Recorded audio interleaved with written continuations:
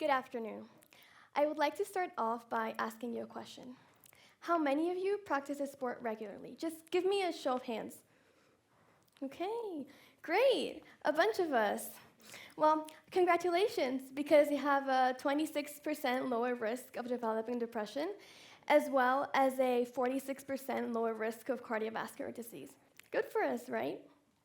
Well, I'm going to propose a challenge. Please stand up, all of you. Come on, don't be shy. Okay, and I want you to start jogging on the spot just like this, just jogging, okay? And if you have space, just do jumping jacks or like jumps on the spot. Come on. Okay, great. Tension relief now. Amazing. Did you know you just increased your endorphin levels? Yes. And your alertness is also increased by 15%, meaning you're more focused. And hopefully this way you won't fall asleep during my talk. Okay, so I've practiced a number of sports throughout my life. And probably many of you have already heard the data I've heard with you or have heard similar statistics before. And most of you will have probably heard the sentence, exercise is good for you. Now, my purpose with this talk is to provide a human and sincere approach to explain what sport really is and how come it has allowed me and many other people to develop values and skills such as resilience, commitment, leadership, and teamwork, and how it has allowed me to develop those skills and embed them into my daily life, allowing me to improve both my performance as well as my overall well-being, both in the mental and physical health aspects. I've been practicing many sports throughout my life, so from synchronized swimming to ballet, football, hockey, you name it. And finally, I've settled in for volleyball, which I have been practicing for 4 years now. One skill that is really key and I've developed through sport is time management. Imagine I told you you have to fit in 17 hours of training a week into your busy schedules. How would you do this? Tough, right? Well, what if I told you that the average person spends from 3 to 4 hours a day on their phones? Is it that difficult then to fit in those hours? Don't think so, huh? Playing at a competitive level in a Division II club has taught me how to manage my time effectively and find that balance between school and training.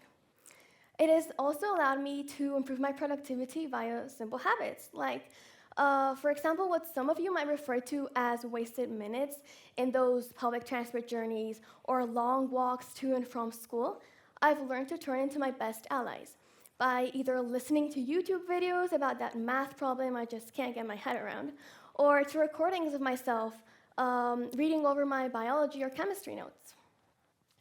Another key value I've developed through sport is commitment.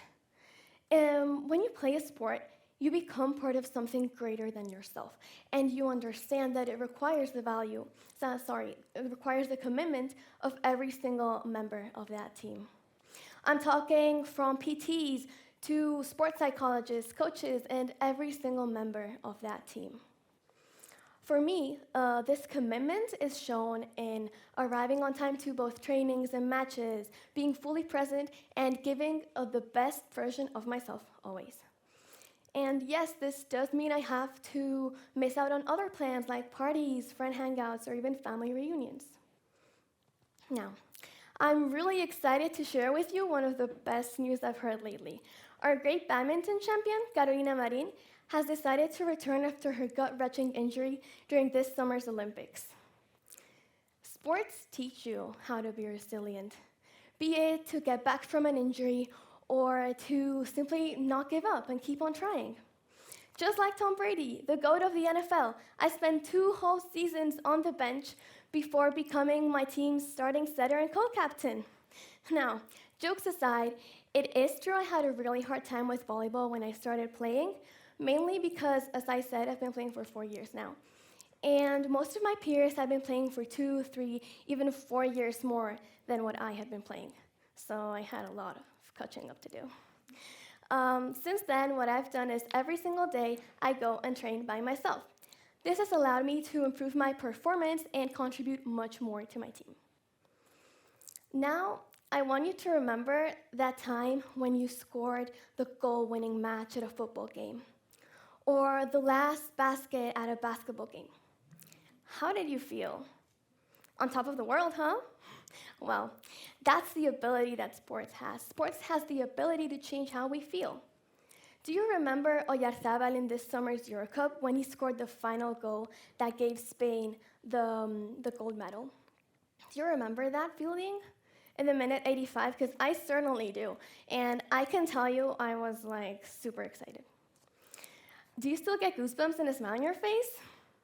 Well, I remember when my brother, who plays at a basketball team, they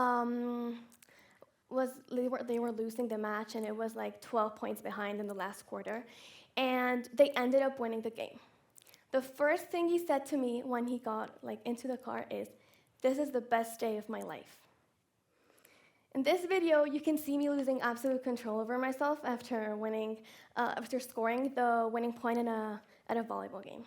Basically, it has been proved throughout many, many years of research that sport has the ability to improve both our brain's function and our mental health. Now, this is done via various biological processes like the release of endorphins, which are also known as the happiness hormones, or increasing our oxygenated blood flow to our brains. This overall decreases our pain perception and increases our positivity, which can result in long-term happiness and stable emotions over long time periods. Well, I must say I'm really happy to see that most of you have remained awake. I hope this talk has persuaded you to start practicing a new sport or encouraged you to tell others to do so. Thank you so much. It has been a pleasure, and you've been a really engaging audience. Thank you so much.